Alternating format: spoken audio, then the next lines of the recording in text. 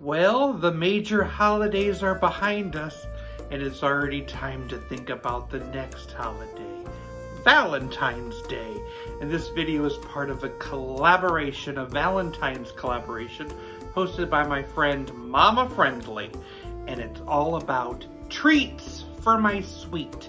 Special treats you would make for the sweetie in your life. Well, I'm going to show you how to make a candy pie. I learned about this amazing candy pie recipe from a special viewer, Stephanie. She shared it with me, and now I'm going to share it with you. First, you need to grab your sweetie's favorite chocolate candy. My sweetie's favorites, peanut butter cups and Kit Kats. So you need to crush these candies. Since I already made a graham cracker crust and I used my food processor for graham crackers, I'm gonna crush them in here. I've got 10 mini Kit Kat bars and 15 mini peanut butter cups. I'll give them a quick pulse. And pour that into the bottom of that pie crust. Now it's time to cook up some cook and serve pudding. I'm using the chocolate kind.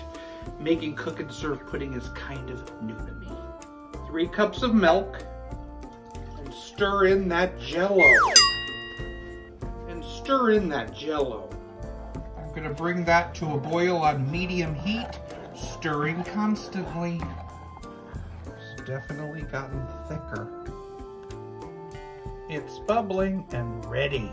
Let's pour that on top.